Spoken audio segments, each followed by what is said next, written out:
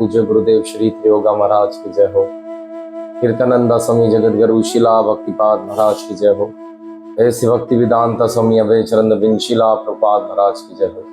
पतित पावन गौर सुंदर महाप्रभु की जय हो। श्री राधा वृंदावन चंद्र धैर्य भगवान की जय हो। श्री राधे कृष्ण भगवान की जय हो। पतित पावन गौर सुंदर महाप्रभु की जय। श्री चैतन्य महाप्रभु की जय हो। श्री नित्यानंद महाप्रभु की जय हो। श्री चैतन्य चरितमृत की जय हो। श्री पद्म पुराण की जय। श्री गदर गोपाल लड्डू गोपाल सियापति रामचंद्र की जय। बजरंग बली की जय हो। राधा वृंदावन चंद्र भैरव भगवान। ओम अज्ञानतिमिरान्धस्य ज्ञानाञ्जनशलाकया चक्षुरुन्मीलितं मिलितं तस्मै श्री गुरवे नमः। ओम नमो भगवते वासुदेवाय कृष्णाय वासुदेवाय देवकी नंदनाय च नंदगोपकुमाराय श्री गोविंदाय नमो नमः।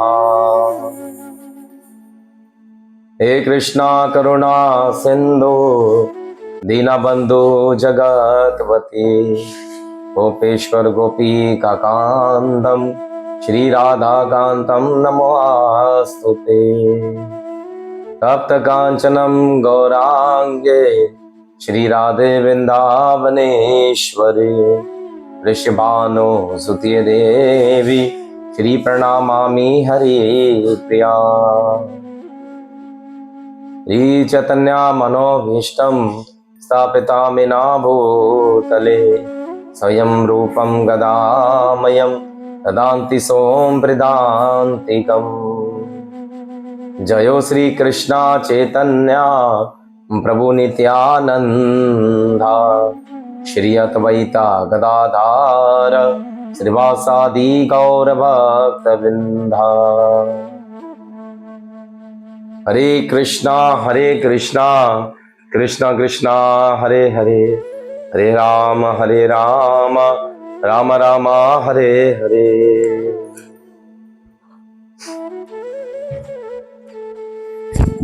नारायण नमस्कृतं नरं चैव नरोत्तमं देवी सरस्वती व्यासं ततो जयमुदीरता।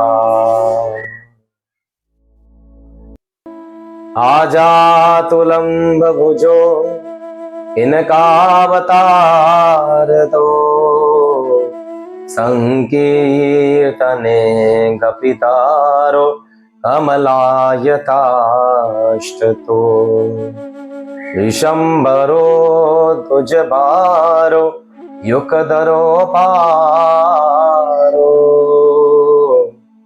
वंदे जगत यकारो करुणावतारो वंदे आनंदे अवभूतवाईश्वर्यनम् श्री चैतन्य महाप्रभु निभजित अभीति प्रसादे भक्ति शास्त्रे प्रियायते। जय जय श्री चैतन्य निताय जय नित्यानंदा जय अद्वैत चंद्र जय गौर भक्तवृंदा।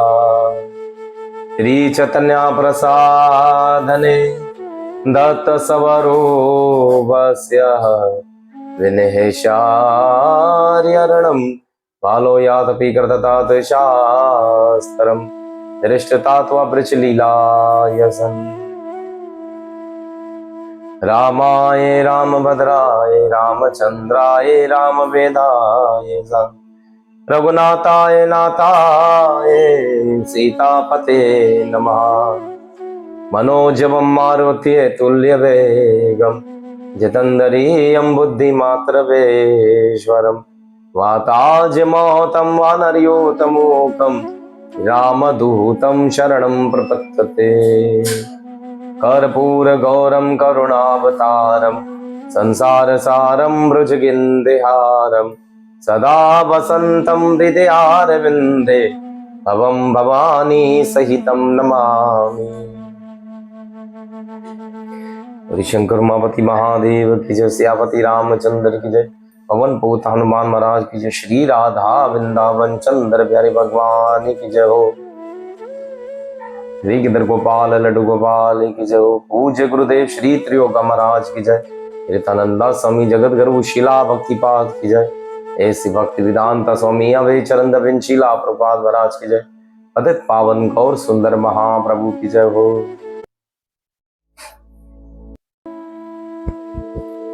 हरे कृष्णा।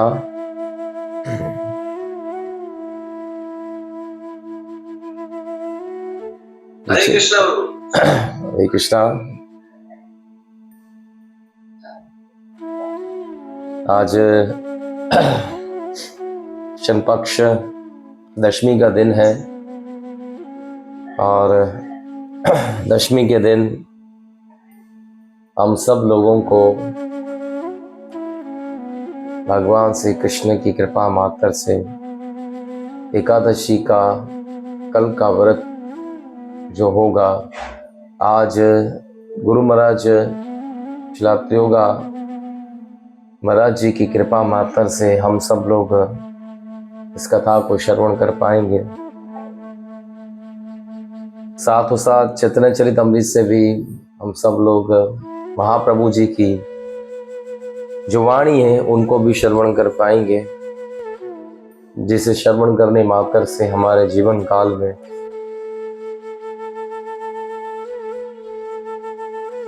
भक्ति में उन्नति कर पाने का एक सौभाग्य मिल पाता है। सर्वप्रथम हम सब लोग कथा प्रारंभ करते हैं। पूज्य गुरुदेव त्रियोगा महाराज जी के श्री चरणों में प्रणाम करते हुए, उनका धन्यवाद करते हुए, उनकी कृपा मात्र से ही हम सब लोग इस कथा का आनंद, इस कथा का लाभ उठा पाते हैं, ऐसा सौभाग्य मिल पाता है।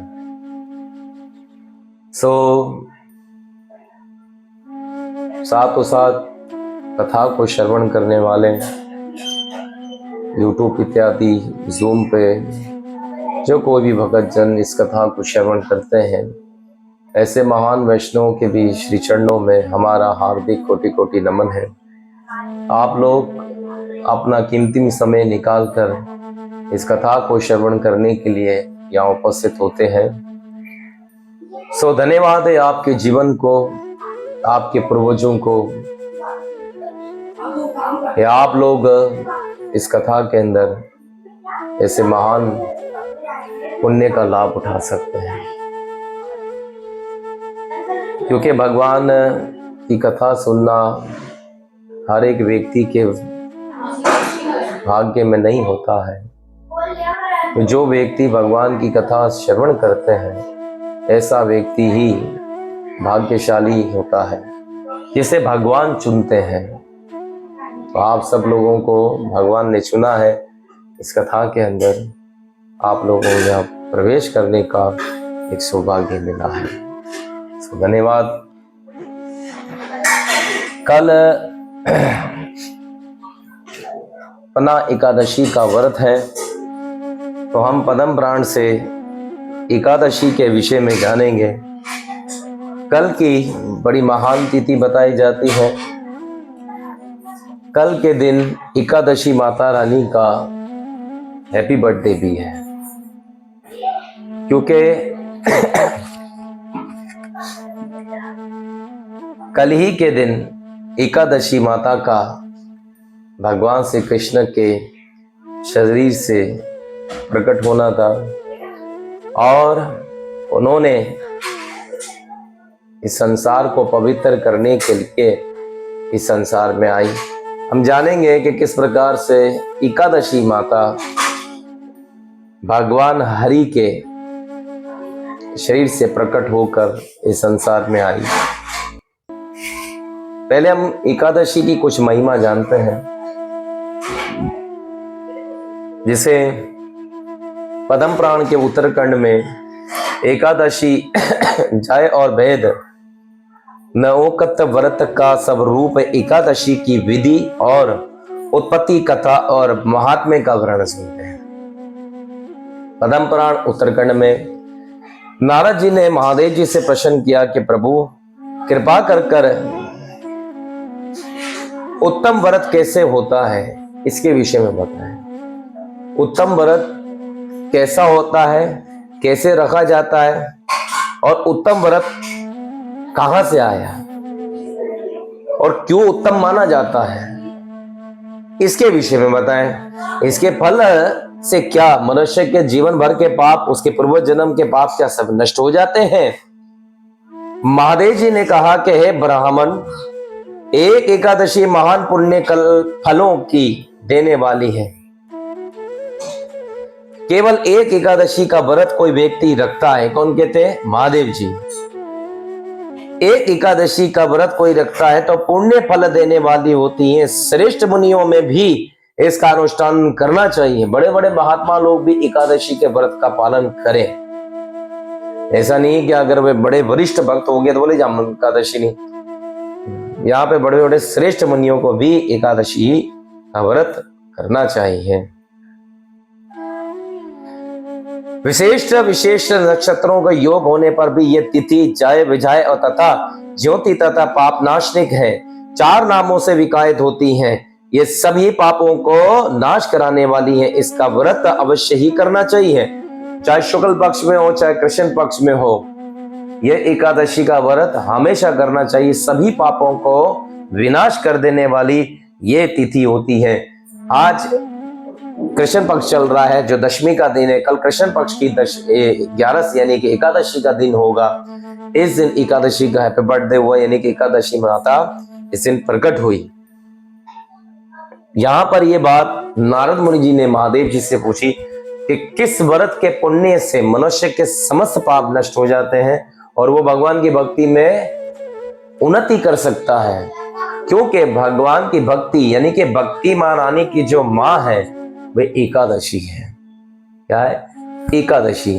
तो एकादशी का व्रत करने से आपको भक्ति की प्राप्ति होती है। तो एकादशी हम लोगों को हमेशा करनी चाहिए।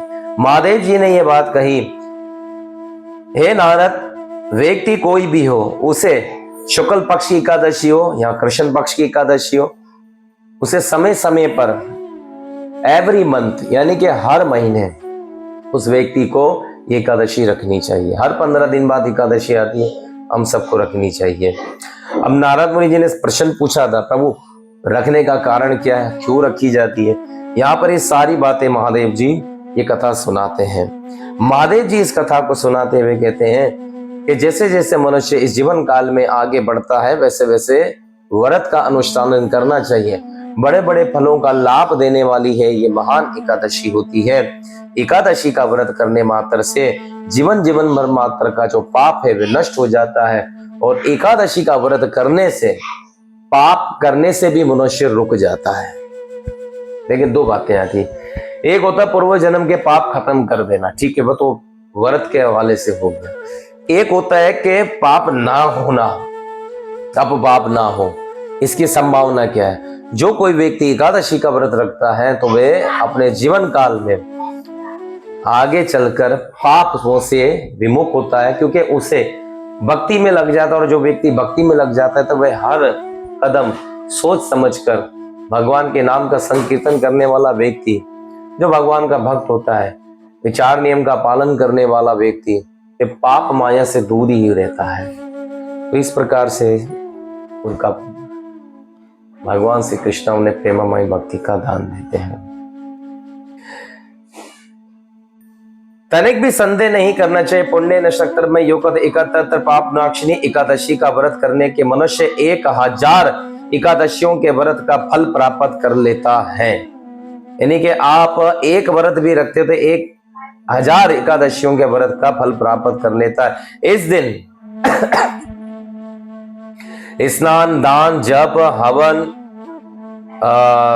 स्वाध्याय और देव पूजा आदि जो कुछ भी किया जाता है उसका अक्षय फल माना गया है।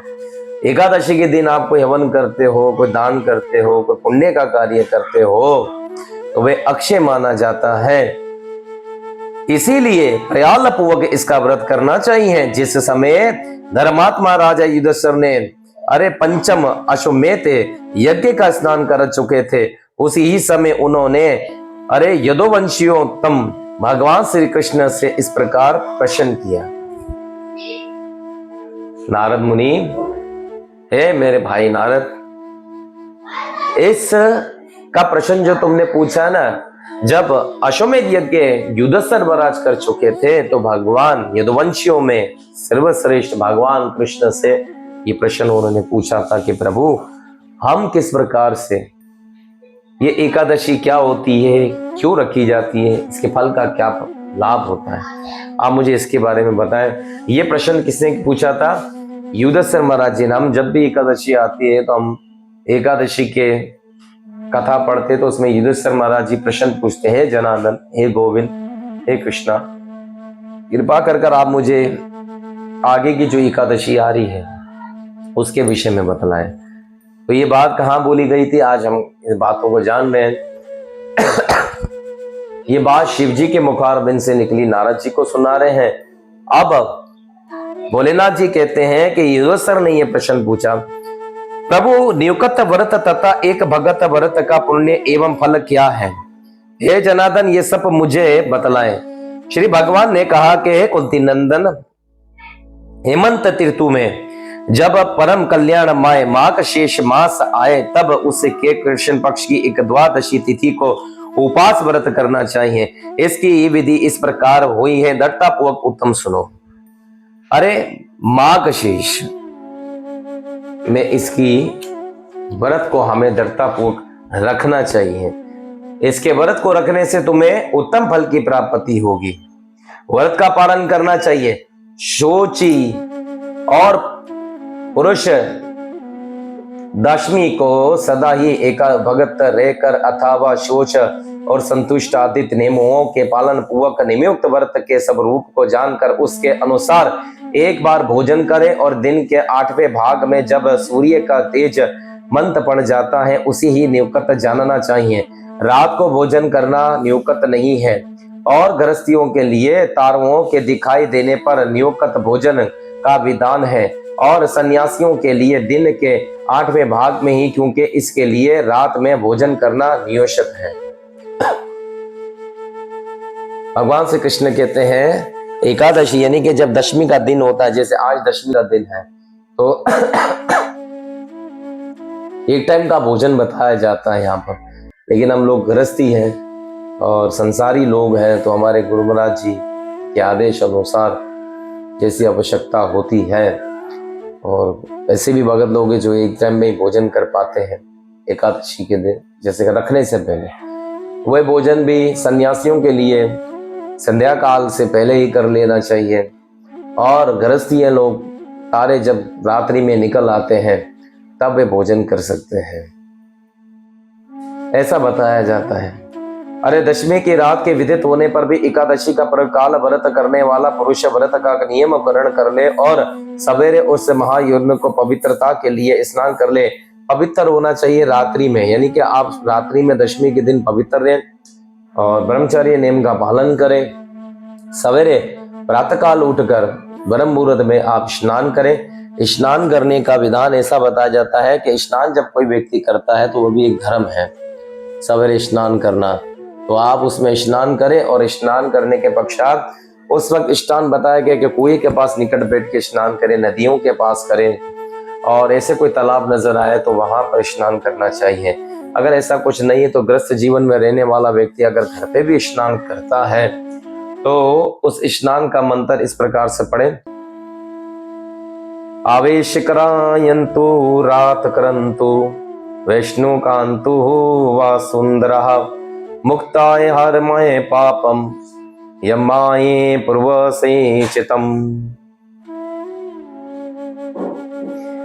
हे वसुंधरा, तुम्हारे ऊपर अश्वेश रथ चल रहते हैं। भगवान विष्णु ने भी वामन अवतार धारण कर कर तुम्हें अपने पैरों से नपा है था।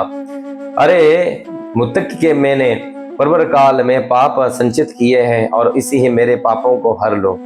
यानी कि वसुंधरा पे खड़े रहकर, भूमि पे, धरती पे खड़े रहकर आप इस प्रकार से स्नान करें, प्रार्थना करें कि मैया वसुंधरा।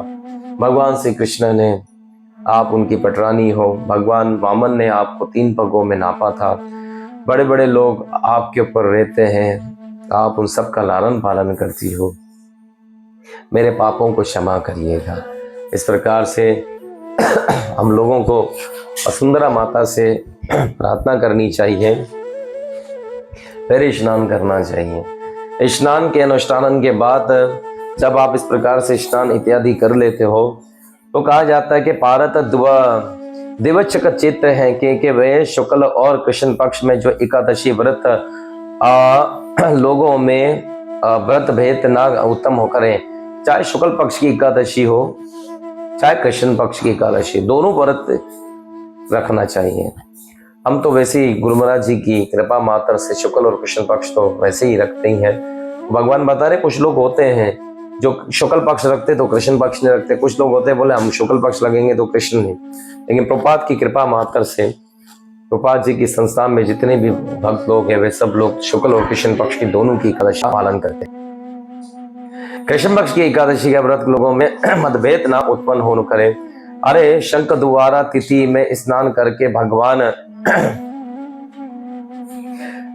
गदाधर का दर्शन करने से पुण्य होता है, जो तथा संक्रांति के वो अवसर पर 4 लाख दान देकर जो पुण्य प्राप्त किया जाता है वे सब एकादशी व्रत का 16वां कलहा बराबर भी नहीं है।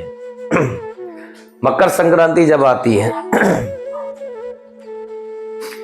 उस अवसर पर 4 लाख दान देकर जो फल मिलता है, मकर संक्रांति पे बहुत सारा दान किया जाता है, तिल का दान होता है मकर संक्रांति पे, तो उसका जो दान मिलता है वो 4 लाख दान मिलता है। एक एकादशी रखने से मकर संक्रांति में किया हुआ 4 लाख का दान एक एकादशी रखने से मिल जाता है। यानी कि ये भी एकादशी के 16वें भाग का ऐसा बताया गया, पूरी एकादशी नहीं बताई गई है। पूरी एकादशी का फल तो बहुत बड़ा है, ये तो उसके 16वां भाग मिल जाता है हम लोगों को भी नहीं है। अरे प्रभा क्षेत्र में चंद्रमा और सूर्य के ग्रहों के अवसर पर स्नान दान से जो पुण्य होता है वे निश्चय ही एकादशी का उपवास करने से मनुष्य को मिल जाता है। प्रभा क्षेत्र में जो कोई व्यक्ति सूर्य और चंद्रमा के ग्रहण पे जब लगता है उस वक्त प्रभा क्षेत्र में जो कोई व्यक्ति स्नान करता है उस वक्त जो स्नान करने का फल मिलता है वे एकादशी व्रत रखने से मिल जाता है। केदार क्षेत्र में जल पीने से पूर्व जन्म नहीं होता है, एकादशी का भी ऐसा ही महात्म्य है। ये भी गर्भवास का निवारण करने वाली है पृथ्वी पर। अरे अश्वमेध यज्ञ का जो फल होता है उसे भी 100 गुना अधिक फल एकादशी का व्रत करने वालों को मिलता है।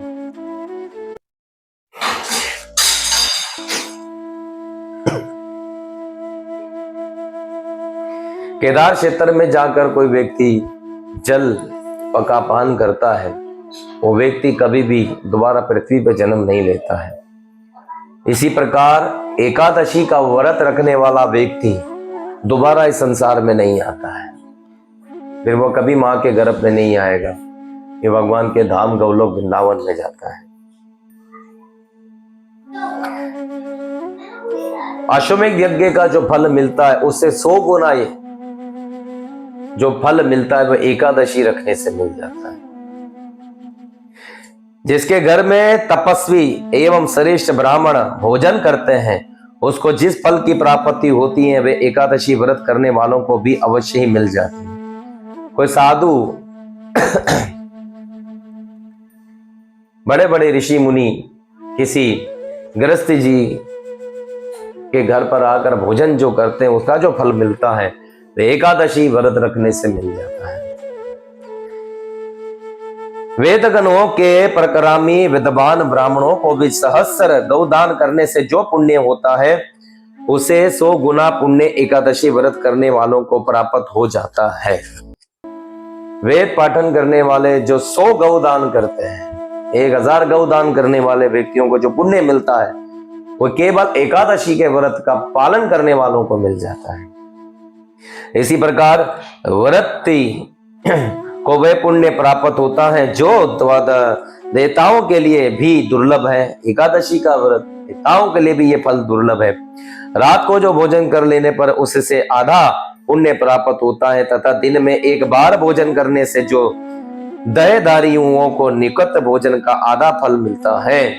जब तक भगवान विष्णु के प्रिय दिवस एकादशियों का उपास नहीं करता तभी तक तीर्थ दान और नियम अपने महावैतिक गर्जना करते हैं। इसीलिए पुंड पांडव श्रेष्ठ तुम इस व्रत का अनुष्ठान करो। भगवान क्या कहते हैं? भगवान विष्णु के प्रिय दिवस एकादशी को उपास नहीं करते तभी तक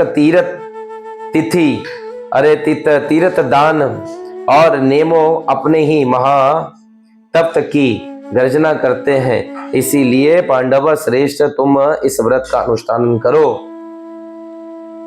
अगर आप भगवान के इस एकादशी का व्रत का अनुष्ठान करते हैं तो बड़े बड़े तीर्थों का फल भी तुम्हें वहां जो जाने से मिलता है, वह घर पे बैठकर एकादशी के व्रत करने से मिल जाता है। कुंती नंदन, ये गोपनीय एवं उत्तम व्रत है जिसका मैंने तुमसे वर्णन किया है। हजारों युगों तक अनुष्ठान भी एकादशी का व्रत की तुलना नहीं कर सकता है। बड़े बड़े अनुष्ठान कर लो लेकिन एकादशी के फल की तुलना ये नहीं कर सकता है। ये था एकादशी का महात्म्य जो युधिष्ठिर महाराज जी को भगवान श्री कृष्ण ने बताया और नारद मुनि जी को भोलेनाथ जी ने बताया। अब युधिष्ठिर महाराज जी ने पूछा कि भगवान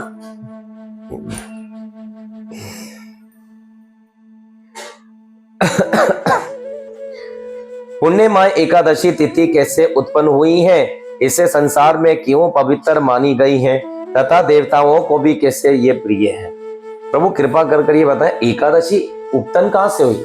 ठीक है, हम सब लोग व्रत रखते हैं तो सब लोग एकादशी रखते हैं। वैसे तो हमारे सारे वैष्णवों को पता ही है, जो लोग नए डिवोटी है उनको इन बारे में नहीं पता एकादशी कहां से आई और क्यों रखी जाती है। वो तो हमने सुन लिया, अब आई कहां से है उसके बारे में युधिष्ठिर महाराज जी ने पूछा। भगवान श्री कृष्ण बोले कि कुंती नंदन, प्राचीन समय की बात है कि सतयुग में मोर नामक एक दानव रहता था। वे बड़ा ही अनुभूत और अत्यंत ही रुद्र तथा संपूर्ण देवताओं के लिए भयंकर था। इसे काल रूपधारी दृढ़ आत्मा ने अरे महासुर इंद्र को भी जीत लिया था तथा संपूर्ण देवता इसमें प्रयंत होकर सुरग से निकाले जा चुके थे और शक्ति तथा और भयभीत होकर वे पृथ्वी पर विचार करते रहे थे। एक दिन सब देवता महादेव जी के पास गए और महादेव जी से जाकर उन्होंने प्रार्थना करी। मूर नाम का एक राक्षस था जो बड़ा पराक्रमी था, बड़ा बलशाली था, इसे वरदान मिला हुआ था। इसने देवताओं पे भी विजय पा ली। इंद्र को इंद्रासन से उठाकर बाहर भगा दिया और देवताओं को सुरग से निकाल दिया। सारे देवता पृथ्वी पर विचरने लगे और ये सारे लोग फिर इंद्र इन सबको लेकर गया महादेव जी के पास और महादेव जी से जाके इंद्र देवता ने प्रार्थना करी, भगवान कृपा कर आप मूर नाम के राक्षस से हमारा जो भय हुआ है इसे खत्म करवाएं। कृपा करे प्रभु, हम बड़े परेशान हैं। हरे कृष्णा कृष्णा कृष्णा हरे हरे, हरे राम राम राम हरे हरे। हरे कृष्णा कृष्णा कृष्णा हरे हरे, हरे राम राम राम हरे हरे। हरे कृष्णा कृष्णा कृष्णा हरे हरे, हरे राम राम राम हरे हरे।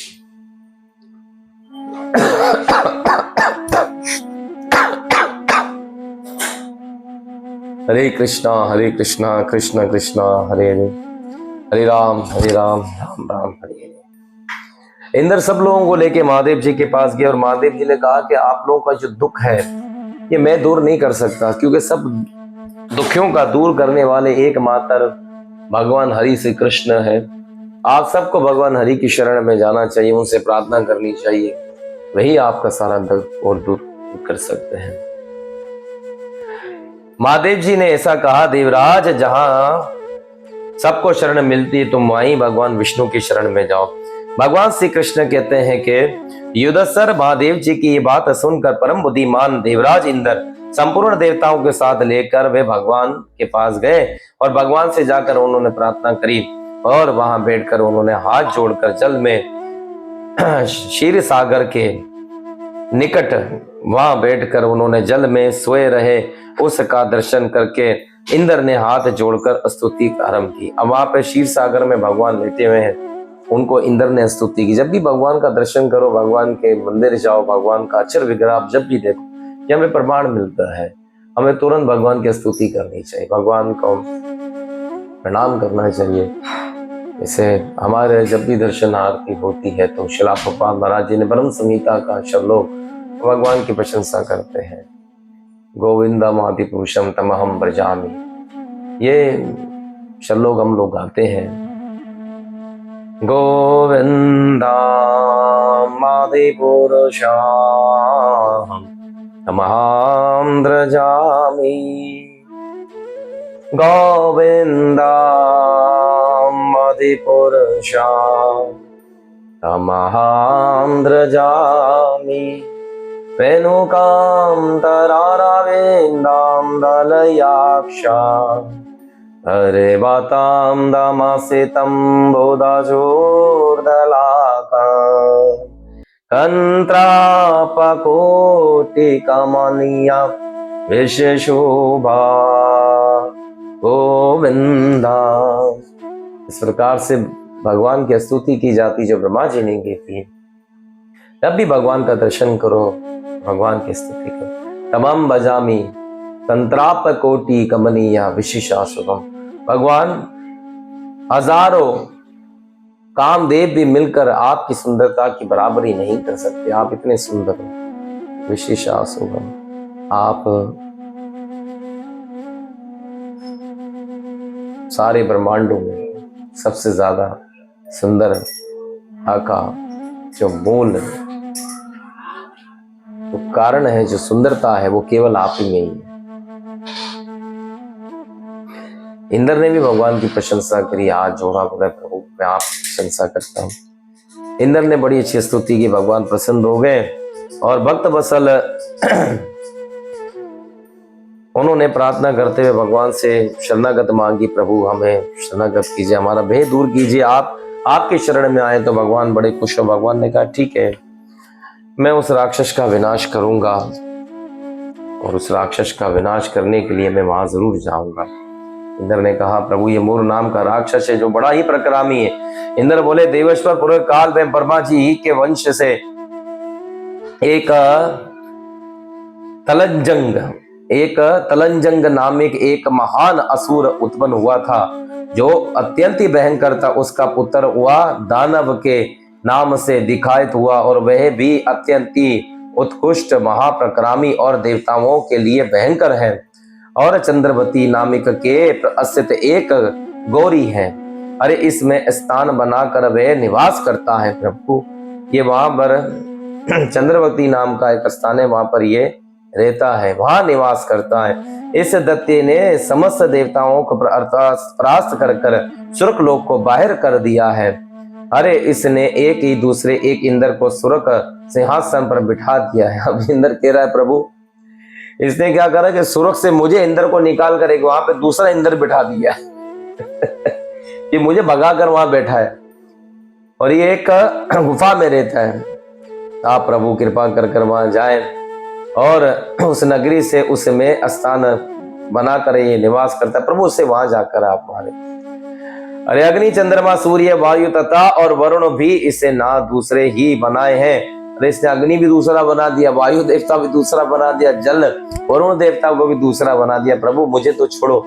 यानी कि सब सारे देव इन चारों देवताओं को भगाया और अपने बंदों को बिठा दिया, यानी कि उनकी सीट पे अपना आदमी बिठा दिया, जैसे आज इस देश में चल रहा है। सो हर आदमी आता है, वो अपना आदमी बिठाता है। कोई भी ऑफिस हो, कोई भी काम धंधा हो, तो वहां पे क्या होता है, हर आदमी सोचता है जी मेरा आदमी बैठेगा क्योंकि वो मेरा आदमी मेरी भी सुनेगा, बाहर का आदमी बैठेगा तो मेरी सुनेगा नहीं। हर आदमी कोशिश यही करता है। इसने भी वही काम किया। मोर ने क्या करा, अपने सारे लोगों को बैठा दे, इन सबको भगाया वहां से, बोलो निकलो यहाँ से, तुम लोगों की जरूरत नहीं है। नया इंद्र, नया वरुण, नया अग्नि, नया वायु देवता को बिठा दिया। जनार्दन, मैं सच्ची बात बता रहा हूं कि इसने सबको ही दूसरे ही प्रकार के देवताओं को भी इसने बना दिया। इंद्र का ये कथन सुनकर भगवान जनार्दन को बड़ा ही क्रोध हुआ और देवताओं को साथ लेकर वे चंद्रवतीपुर में गए और देवताओं ने देखा कि दत्तेराज बारंबार गर्जना कर रहा है। चंद्रपुरी में ये रहता था और वहां पे बारंबार गर्जना कर रहे हैं। भगवान इन सबको लेकर चले गए वहां। बोले भाई बताओ कौन है, क्यों तंग कर रहा है तुम लोग, वहां मुझे दिखाओ। अब भगवान के उसी ही प्रहास से होकर संपूर्ण देवता दासों दशों में भाग गए। अब जब उससे गर्जना करी तो सारे देवता भाग गए, भगवान को अकेला छोड़कर ये सारे भाग गए वहां से। अब यहाँ पे भगवान अकेले, भगवान देख रहे अभी तो इंद्र खड़ा था, अभी तो वायु खड़ा था, इसने गर्जना करी और देख के भाग गए। तो यानी कि देखो कभी कभी आदमी को अपने प्राण की इतनी चिंता हो जाती है कि जिसको प्राण रक्षा के लिए लेकर आते हैं उसको आगे घर कर अपनी जान बचा के भागने शुरू हो जाए। सो भगवान देख रहे कि ये किधर गायब हो गया, मुझे यहाँ लगाकर खुद गायब हो गया। भगवान ने कहा ये बेचारा डर रहा है, अभी क्या करे, मेरा भगत है, इसकी सहायता तो करनी है ना। अपने प्राण बचाने के लिए तो हर आदमी करता ही है ऐसा काम, लेकिन ये एक फितरत बताई गई है हर एक व्यक्ति की, क्योंकि वो अपने आप को कभी नुकसान नहीं पड़ने देगा। भगवान ने कहा ठीक है।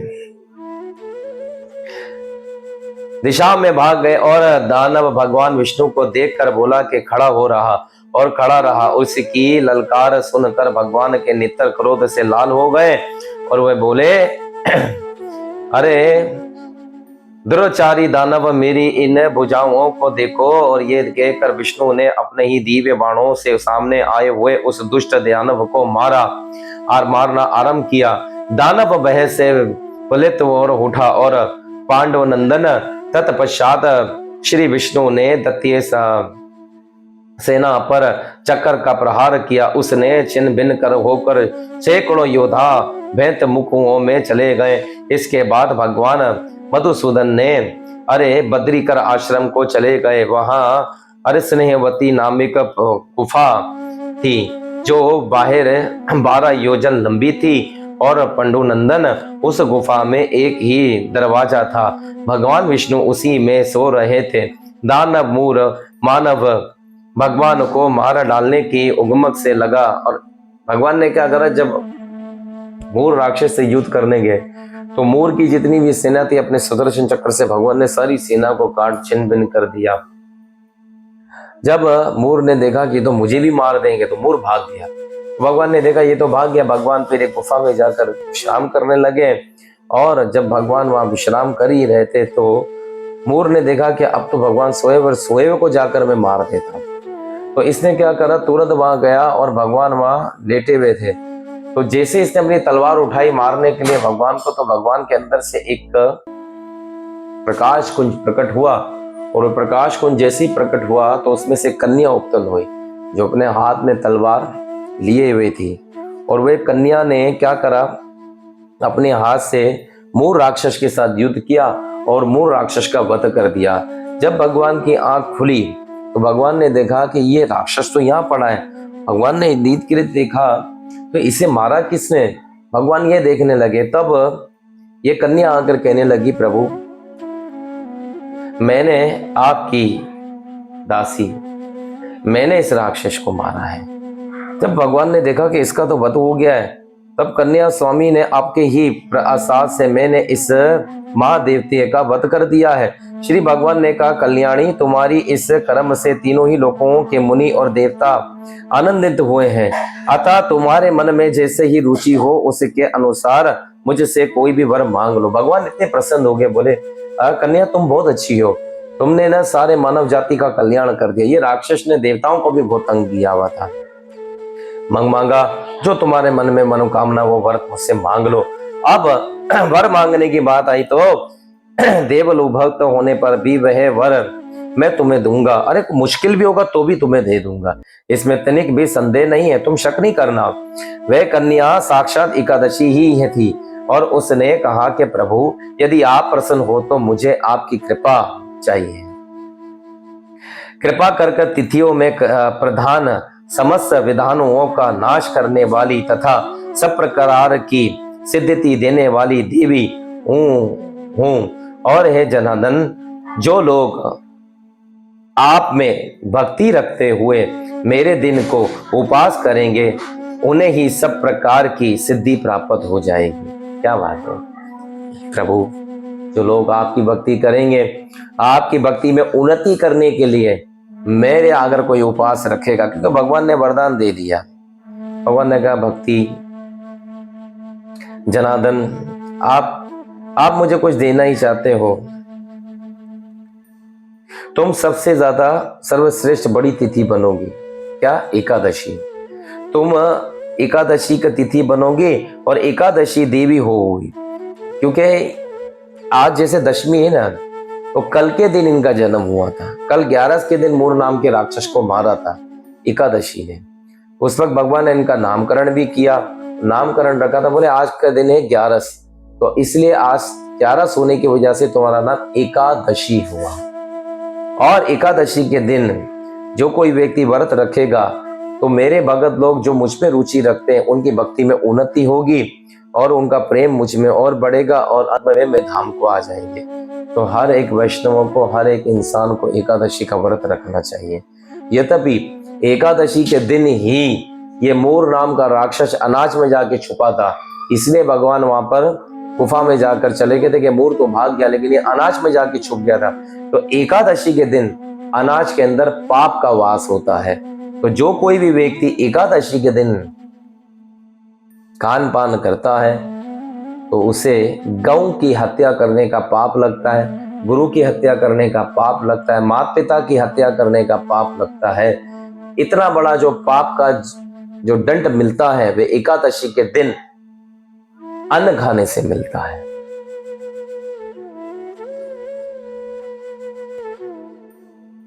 जो कोई व्यक्ति एकादशी रखेगा उस व्यक्ति को हर प्रकार की सिद्धि की प्राप्त हुई। 18 प्रकार की सिद्धि भागवत में बताई जाती है ना, तो सारी सिद्धियां उस व्यक्ति को मिल जाती। जो लोग उपास निकट अथवा एक वक्त करके मेरे ही व्रत का पालन करेंगे उन्हें आप धन धर्म और मोक्ष प्रदान कीजिएगा। प्रभु, एकादशी का जो कोई व्यक्ति पालन करेगा उसे धन भी दीजिएगा,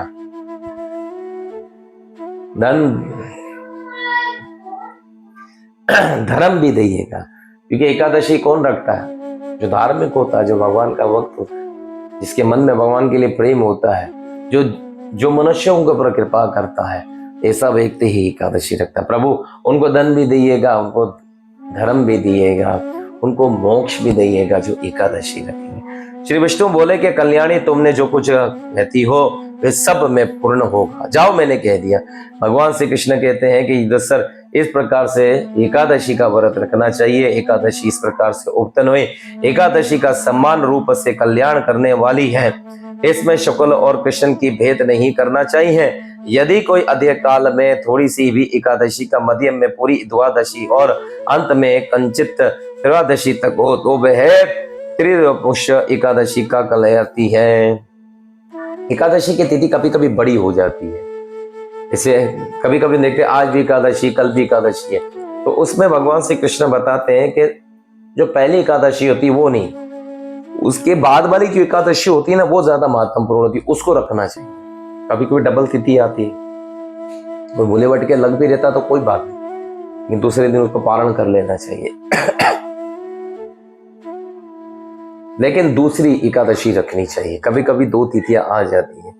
इस प्रकार से एकादशी के विषय में आप लोगों ने जो सुना, वैकुंठ धाम में जहां साक्षात भगवान गरुड़ध्वज विराजमान है जाते हैं, जो मानव इस हर समय एकादशी का महात्म्य को पाठ करता है उसे सहस्र गौदान का पुण्य का फल प्राप्त होता है। एकादशी की कोई व्यक्ति कथा सुनता है या सुनाता है, 1000 गौदान करने का फल उनको मिल जाता है। आप लोगों को बैठे बैठे 1000 गौदान करने का फल मिल चुका है।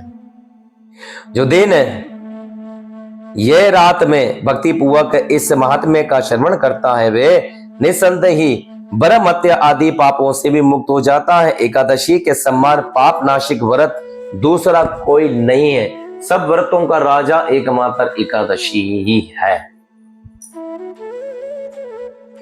मैं चाहता ना तो आप लोगों को 10 मिनट में एकादशी की कथा श्रवण करवा सकता था, लेकिन आज हमारे मन में ये बात थी कि एकादशी को विस्तार से पढ़ना ही ये मेरे मन में तो नहीं थी, लेकिन बड़ा भगवान ने ये चाहा। मेरे के हम कभी भी व्यासपीठ पे आते हैं ना, हमारे मुखार बिन से जो बुलवाना आता है वो गुरु महाराज और भगवान की इच्छा होती है। भगवान की इच्छा थी कि विस्तार में आप लोगों को एकादशी के विषय में बताया जाए। तो कल एकादशी महारानी का हैप्पी बर्थडे है। कल के दिन एकादशी का जन्म उत्सव मनाया जाएगा। आप सब लोग कल की एकादशी रखेगा, इससे उत्पन्ना एकादशी कहा जाता है। इस दिन भगवान उठ गए थे और एकादशी माता को उन्होंने नामकरण किया था कि 11 के दिन तुम उत्पन्न हुई, इसलिए तुम्हारा नाम एकादशी है। तो हम सब लोगों को एकादशी रखना हमारा धर्म है, हमारा कर्तव्य है कि भगवान हरि ने ये सब कहा है। और हम सब लोगों के लिए जीवन काल में अनेक अनेक प्रकार के जन्म जन्म मात्र के पापों का विनाश कर देती है, भक्ति में उन्नति देने वाली है श्रीमती एकादशी रानी है। बोलो उत्पन्ना एकादशी की जय हो। तो ये था पद्म पुराण के उत्तरखंड से एकादशी का हमने महात्म्य श्रवण किया। अब चैतन्य महाप्रभु जी की ओर चलते हैं, जहां महाप्रभु जी हम सबको अपनी प्रेरणा द्वारा अपनी भक्ति में उन्नति करने का जो सौभाग्य देते हैं कि किस प्रकार एक भक्त को अपनी भक्ति में उन्नति करने का सौभाग्य मिलता है। सनातन गोस्वामी महाराज जी को उन्होंने जो शिक्षाएं दी, हम भक्त के साथ साथ सभी के साथ साथ सब शिक्षाएं श्रवण कर रहे थे। महाप्रभु जी ने वहां पे भक्ति के पतों को बताया, भक्ति के भाव को बताया, हर प्रकार से महाप्रभु जी ने उनको बातें समझाई। दशम में घाट के पर सनातन गोस्वामी महाराज जी को चैतन्य महाप्रभु जी ने कई प्रकार से अब शिक्षाएं दी हैं। आप चैतन्य महाप्रभु जी को भगवान श्री कृष्ण बहुत अच्छी अच्छी बातें और श्रवण करवा रहे हैं।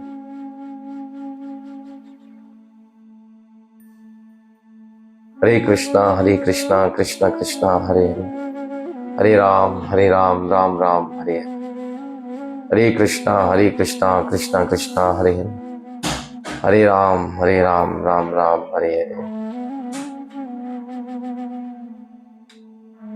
चैतन्य महाप्रभु जी कहते हैं,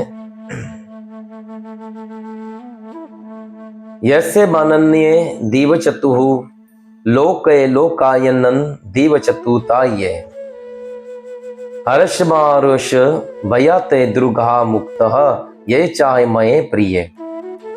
जिससे किसी भी को कोई भी कष्ट नहीं पहुंचता है और जो किसी से भी विचलित नहीं होता है, जो हर्ष क्रोध तथा भय से चिंता से मुक्त होता है, मुझे वे अत्यंत ही प्रिय है। अब भक्त का स्वभाव बताया जा रहा है कि भक्त का स्वभाव कैसा होना चाहिए। सुख हो या दुख हो, खुशी या गम हो, किसी का डर ना हो, ऐसा व्यक्ति मुझे बहुत पसंद है, ऐसा भक्त मुझे बहुत अच्छा लगता है। अनुपक्षे शुचित दुर्याशये अदा सदये गतव्यातु सर्व आरम प्रतिज्ञाय गई याय मय भगत सा मय प्रिय। जो भगत किसी अन्य पर आश्रित ना रहकर केवल मुझ पर ही विश्रित रहता है, जो भीतर तथा बाहर से शुद्ध है, जो दक्ष है, जो भौतिक वस्तुओं के प्रति आधासीन है, जो निश्चल है, जो समस्त कष्टों से रहित है और जो सारे पुण्य तथा पाप कार्यों को त्याग देता है, वे मुझे अत्यंत ही प्रिय है। हे सनातन, ऐसा भगत जो किसी भी वस्तु में अपने आप को नहीं लगाता है, जो किसी पे आश्रित नहीं, केवल मुझ पर है। मिला तो कृष्ण की इच्छा से, ना मिला तो कृष्ण की कृपा से, कोई बात नहीं। अगर हमें मिल रहा है तो कृष्ण की कृपा है, नहीं मिल रहा है तो कृष्ण की इच्छा है। हमारे लिए कुछ ना कुछ भला है। जो कोई मुझ पे आश्रित है, जो कुछ मुझसे ही सब कुछ कहता है, मुझे ही अपना दुख और सुख बतलाता है, ऐसा व्यक्ति मुझे बड़ा प्रिय है। और जो कोई व्यक्ति सारे पाप या पुण्य हो, उन सब के अंदर एकमात्र मुझे प्रणाम करता है और मुझ पे ही आश्रित रहता है, ऐसा व्यक्ति मुझे अधिक प्रिय है। वे मेरी भक्ति के लिए अति उत्तम माना जाता है। हमें हमेशा भगवान से ही मांगना चाहिए। कोई भी प्रार्थना हो, कोई भी बात हो, भगवान के आके बैठ के करना चाहिए। श्री कृष्ण से हमें हमेशा उनके नाम का चिंतन करना चाहिए, उनके नाम का सिमरन करना चाहिए। कोई भी बात हो, अन्य लोगों के पास जाओगे तो केस उलझेगा। अगर आप भगवान के पास और भगवान के वैष्णव भक्तों से अगर बातचीत करते हो तो देखो, हे तो रहित जगत उपकारी, तुम तुम्हारे सेवक हे असुरारी। भगवान आप और आपके भक्त बिना किसी लालच के लोगों की सहायता करते हैं, उनकी मदद करते हैं। प्रभु आप और आपके भगत के अलावा और कोई नहीं है। आप किसी और के पास कोई अपनी समस्या, कोई बात लेकर जाओगे तो वो अपना स्वार्थ निकालेगा उसमें, लेकिन भगवान और भगवान के भक्तों के पास लेकर जाओगे तो वो आपके फायदे की बात करेंगे। इसीलिए भगवान कहते हैं कि केवल आप मुझ पे आश्रित रहो। कोई बात करनी तो मुझसे कहो, कोई बात समझनी है, कुछ मांगना तो डायरेक्ट मुझसे मांगो, मैं तुम्हें सब दे सकता हूं। ऐसा भगत मुझे बहुत प्रिय है। इस श्लोक में कहते हैं, सनातन गोस्वामी महाराज जी को श्लोक चैतन्य महाप्रभु जी बता रहे हैं। प्रभुपाद महाराज जी अपने प्रपोट में बताते हैं, अनुपक्ष शपथ का अर्थ यह है कि भगत को ना तो संसारी लोगों की प्रभा करनी चाहिए, ना ही उन पर आश्रित रहना चाहिए। अनुपक्ष शपथ का अर्थ क्या बताया है भगवान ने? प्रभुपाद जी कहते हैं कि संसारी लोगों से कभी, उनके पर कभी आश्रित नहीं रहना चाहिए कि ये देगा तो मुझे मिलेगा। ये तो भगवान ने मध्यम बनाया है, देने वाला तो कृष्ण, ये नहीं देगा तो भगवान को अगर आपको देना है तो भगवान किसी और से भी आपको दिला देंगे। ये याद रखना, अगर कृष्ण को आपको देना है तो आप किसी पे आश्रित होकर बेटे ये मुझे देगा, वो आपको कभी नहीं देगा जब तक भगवान की इच्छा नहीं हो। अगर भगवान की इच्छा है तो ये नहीं देगा तो भगवान किसी और से दिलाएंगे आपको, और वो नहीं देगा तो फिर किसी और से दिलाएंगे, लेकिन देंगे दिलाएंगे जरूर भगवान। क्यों? भगवान ने आपको सोचा देने का तो देंगे आप। इसलिए कृष्ण कहते हैं, ऐसा भक्त संसारी लोगों में कभी आश्रित नहीं, मुझ पर हो। किसी की आप परवाह नहीं करें, कभी भी किसी और के पास जाकर उसकी शरण में नहीं बैठे कि जी आप हमारे लिए ये काम करो। भगवान कहते हैं कि जो मुझसे करे, मैं सब कार्य करने वाला हूं, कुछ मांगना तो मुझसे मांगो। मैं तुम्हें किसी और के माध्यम से स्वयं, कभी कभी तो भगवान स्वयं आ जाते धरती पे देने के लिए। भाई मेरा भगत बुला रहा, पुकार रहा, तो मैं खुद जाकर देकर आऊं। नरसिंह मेहता की भगवान ने सहायता नहीं करी, स्वयं आया, उनकी बेटी के सारा देश भगवान ने दिया, उनके पुत्र के विवाह में भगवान ने इतनी सहायता करी। भगवान अपने भक्तों की सहायता करते हैं, ऐसी बात नहीं है। हर समय भगवान अपने भक्तों के लिए उपस्थित होते हैं। तो आश्रित रहना चाहिए श्री कृष्ण के ऊपर। कोई रोग बीमारी आ जाती तो बापू बाबाओं की शरण में नहीं जाओ, भगवान के पास बैठो भाई। क्या अभी आपने सुना नहीं, एकादशी का व्रत रखने से आपको 8 से 18 प्रकार की सिद्धियों की प्राप्ति हो जाती। तो भगवान जो सिद्धि दे रहे तो स्वयं परमात्मा की शरण में जाओगे तो आपके रोगों को, आपके कष्टों पे, आपके दुख तकलीफों पे क्या भगवान कृपा नहीं करेंगे? आपकी कोई बीमारी हो तो भगवान उस पर कृपा नहीं करेंगे? जरूर करेंगे। इसलिए हमेशा भगवान पे आश्रित रहना चाहिए। उसने केवल पुण्य पुरुषोत्तम भगवान पर ही आश्रित रहना चाहिए तथा भौतिक इच्छाओं से रहित होना चाहिए। भौतिक इच्छाओं से एक भगत को हमेशा रहित रहना चाहिए, आश्रित कृष्ण पे रहना चाहिए। हर चीज के पीछे दौड़ नहीं लगाया कि मुझे ये मिल ही जाए, ये तो मैंने आज लेना ही है, आज तो मैंने ये काम करना ही है। नहीं, थोड़ा समय रखें, मिल जाएगा। भगवान समय समय पे दे देते हैं, वक्त आने पे सब देते हैं भगवान। समय का इंतजार रखें।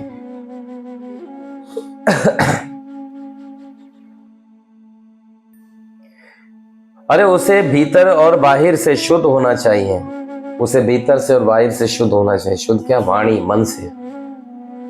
शरीर से तो व्यक्ति भगत शुद्ध होता ही है, वाणी से भी और मन से भी शुद्ध। किसी को कटु वचन ना बोले, किसी के हृदय को ठेस ना पहुंचाए।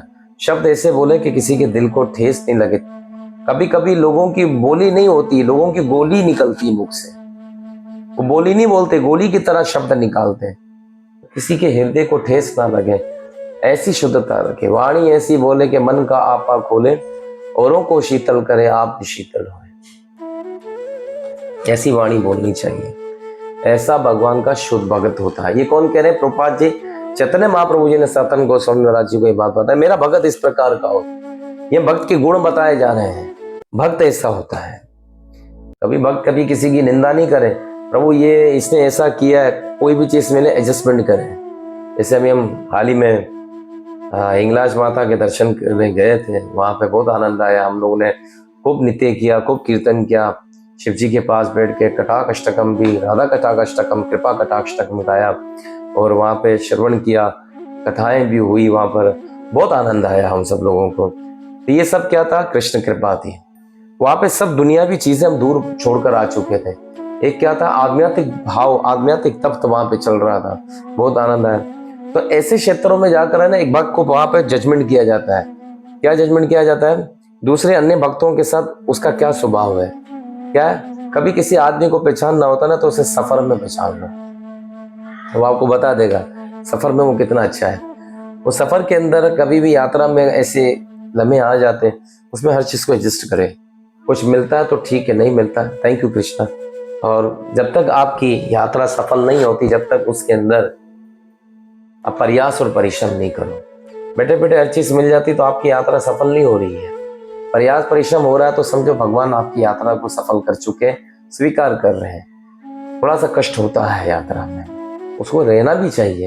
अगर बैठे बैठे सब मिल जाता तो घर में ही मिल जाता तो यात्रा करने की क्या जरूरत पड़ी? कुछ खाने को मिला तो ठीक है, अच्छा मिला तो ठीक है, और नहीं भी मिला, कुछ अच्छा नहीं भी मिला, थैंक यू कृष्णा, जो मिल रहा है अच्छी बात है, भगवान का महाप्रसाद है, ले लो, कोई बात नहीं, एडजस्टमेंट करो। हम वहां पर थे तो हमने बहुत सारे वक्त विचार, ये भगवान की लीला होती है। बहुत सारे लोग थे वहां पे, तो कोई इसकी शिकायत, कोई इसकी शिकायत, हमने सबको कहा कोई बात नहीं भाई, आप लोग एडजस्ट करो, चलाओ गाड़ी को, ये तो प्रयास परिश्रम के बिना यात्रा सफल नहीं है। भगवान हमारे पाप कर्मों की वजह से हमें यात्रा में ये कष्ट देते हैं, और जो हमारे पाप होते हैं ना, उसी की वजह से हमें यात्रा में कष्ट मिलता है। कृष्ण इसी वजह से देते हैं, एडजस्टमेंट करना चाहिए। जो भीतर से और बाहर से शुद्ध होता है, बाहर से शुद्ध हो रहने के लिए नित्य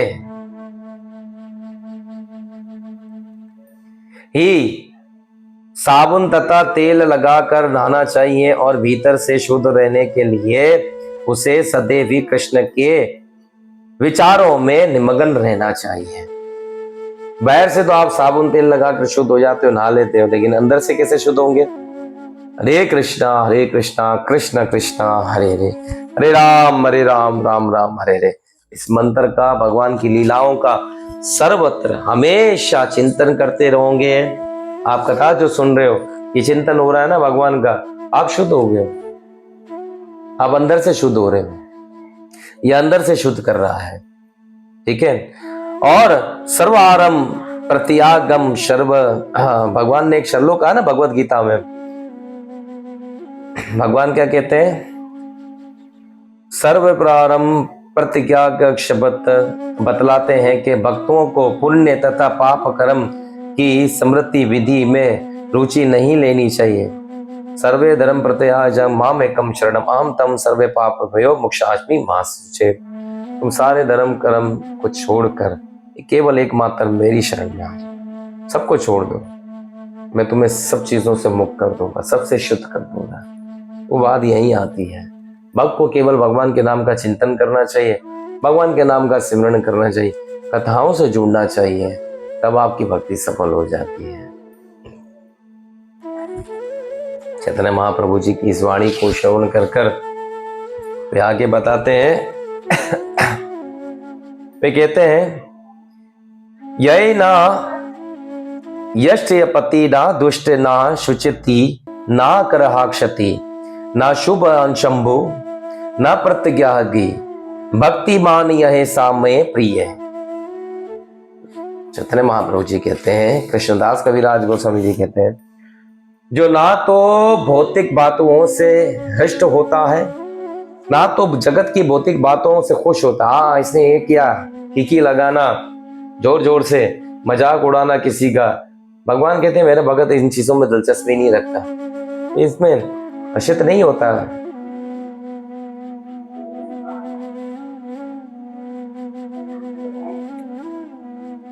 नहीं होता है, ना तो द्वेष रखता है, ना ही वह किसी से द्वेष रखता है। भक्त को कभी भी अन्य भक्तों के साथ में द्वेष नहीं रखना चाहिए। भक्तों को तो छोड़ो, किसी भी मानव के साथ द्वेष नहीं रखना चाहिए, लेकिन यहाँ आधे से ज्यादा हमारे जो लोग हैं, कुछ ऐसे डिवोटीज का भी ऐसा भाव हो जाता है, लेकिन चैतन्य महाप्रभु जी हमें यह क्या प्रेरणा दे रहे, शिक्षा दे रहे ना, अपनी आचरण ने प्रभु जीवे रे सिखा है। भगवान अपने आचरण से हमें सिखा रहे। सनातन गोस्वामी महाराज जी को शिक्षा मिल रही है, प्रभुपाद महाराज जी हमें, कृष्णदास कविराज गोस्वामी महाराज जी में शिक्षा क्या बता रहे चैतन्य महाप्रभु जी? एक भक्त को कभी भी किसी से द्वेष नहीं रखना चाहिए, किसी से ईर्ष्या नहीं करनी चाहिए कि ये इतना आगे क्यों जा रहा है, इसके पास ये क्यों है, और ये तो ऐसा करता है प्रभु, ये तो वैसा करता है। ऐसा द्वेष नहीं रखेंगे, मन में भक्तों के लिए प्रेम रखेंगे। तो भक्ति विनोद दास ठाकुर महाराज जी कहते हैं, इसी चैतन्य चरितामृत में हमने पिछले श्लोकों में पढ़ा था, पिछले भागों में पढ़ा, भक्ति विनोद दास ठाकुर महाराज जी कहते हैं, जब किसी भक्त के मन से अगर द्वेष ईर्ष्या खत्म हो जाती है, ऐसा व्यक्ति, ऐसा भक्त 90% भगवान श्री कृष्ण के निकट खड़ा है, उसकी भक्ति सफल है। जब तक भक्त के हृदय से ईर्ष्या द्वेष नहीं खत्म होती है, तब तक वे भक्त भगवान के निकट नहीं है। वे भगवान को सबसे ज्यादा बुरा तब लगता है जब कोई भक्त अन्य किसी भक्त की ईर्ष्या करता है, उसकी निंदा करता है, उसे द्वेष करता है, तब भगवान को बहुत बुरा लगता है कि ये भक्त भक्त नहीं है, साधारण मनुष्य जैसा भाव रखता है। तो फिर जाओ साधारण जैसे रहो, क्यों मेरे भक्तों के संग में आए हो, क्यों तुम तिलक लगा के कंठी लगा के ये पाप करते हो? भक्तों से द्वेष नहीं करना चाहिए, भक्तों से ईर्ष्या नहीं करनी चाहिए, प्रेम और भाव रखना चाहिए। कभी किसी में कोई कमी भी हो तो उसे छोड़ दो, उसके गुणों को देखो, उसके दोषों को नहीं देखो। दोष का देखना गुरु का और कृष्ण का काम है, हमारा काम नहीं है किसी के दोषों को देखना। हमारा काम केवल भक्त के गुण देखना है। अरे ये तो इतना अच्छा भक्त है प्रभु, ये तो मंगल आरती में आता ही नहीं। अरे उसकी मंगल आरती को छोड़ो, भक्ति तो कर रहा है, जप कर रहा है, संध्या काल कर रहा है, आ जाएगा, उसमें भी आ जाएगा। कृष्ण कृपा करेंगे, उसमें प्रार्थना करो भगवान से कि ये भी आए। उसको दोष नहीं दो, अरे तुम नहीं आते, तुमने ऐसा किया, तुम तो आते नहीं, तुम क्या बात करोगे, ऐसा नहीं बोलो। उसको बोलो यार आप बहुत अच्छे डिवोटी हो, संध्या काल में आते हो, हमें बहुत अच्छा लगता है, सवेरे भी तुम आया करो ना, साथ में संग होगा, कथा होगी, कीर्तन होगा, हमें बहुत आनंद आएगा, अच्छा लगेगा, और भगवान की सेवा एक साथ करेंगे, बहुत आनंद आएगा। ऐसे है। और आप संध्या काल में आते हो, हमें बहुत अच्छा लगता है, आप संध्या आरती अटेंड करते हो, भगवान की भक्ति करते हो, जपा माला करते हो। बोलने के तरीके होते हैं, हर एक तरह में उल्टा सीधा नहीं बोला जाता है, यह हमेशा याद रखना चाहिए। तो यहाँ पर ये बात बोली गई। भगवान चैतन्य महाप्रभु जी कहते हैं, तथा द्वेष रखता है जो ना तो शोक करता है और ना ही इच्छा करता है। जो ना तो शोक करता, अफसोस करता है, आए ये क्या हो गया, ऐसा क्यों हुआ, अफसोस करने बैठ गया। अक्सर भक्तों में ये बातें आती ना, अरे प्रभु आज जो ना मुझे ये बुखार और ये बीमारी चढ़ी, तो मैं थोड़ा सा बहुत वो हो गया हूँ, मुझे अफसोस हो रहा है। अफसोस नहीं करें, सब कृष्ण की कृपा है, इसको ये जाने। अगर दुख भी आता है ना, थैंक यू बोलो, कृष्ण कृपा करते हैं। भक्त के पास जो भी आता है ना, तो भगवान की कृपा आती है। भगवान की इच्छा क्या है, भगवान की कृपा है। और भक्त को जो मिलता है ना, वो कर्म से नहीं मिलता है, भक्त को जो मिलता है कृष्ण की इच्छा से मिलता है। कर्म से तो जनता को मिलता है, आम लोगों को मिलता है, भक्त को जो मिलता है कृष्ण इच्छा से मिलता है, कृष्ण की इच्छा है। तो थैंक यू कृष्णा बोल देना चाहिए, बोल थैंक यू कृष्णा। जो शुभ तथा अशुभ भौतिक वस्तुओं का भी समान रूप से परित्याग करता है और जो मेरी ही भक्ति में स्थित रहता है, वे मुझे अत्यंत प्रिय है। शुभ और अशुभ चीजों का त्याग कर देता है, केवल मेरी भक्ति में लीन रहता है, मेरे नाम का चिंतन करता है, वो मुझे बहुत प्यारा लगता है। सनातन ऐसा भगत हमेशा अच्छा लगता है मुझे। हम लोगों को क्या शिक्षा मिल रही चैतन्य महाप्रभु की तरफ से, ईर्ष्या ना करना, द्वेष ना करना, सुख और दुख में एक साथ रहना, कृष्ण को थैंक यू बोलना, कभी किसी चीज के पीछे अफसोस नहीं करना, कभी किसी के लिए कटु वचन नहीं कहना।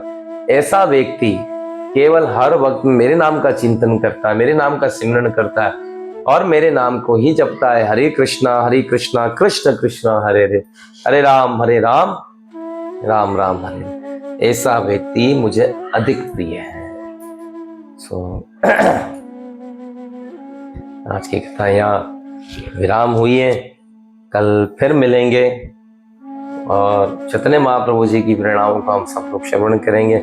हमारी कथा अभी भी रुकी हुई है, 7 ठाकुरों की जो कथा हम करना चाह रहे थे, सो कल कृष्ण कृपा करेंगे तो जरूर करेंगे। सो आप लोगों का बहुत बहुत धन्यवाद। आप लोगों ने बड़े प्रेम से, बड़े भाव से इस कथा को श्रवण किया या अपना कीमती समय दिया। आप सब लोगों का धन्यवाद।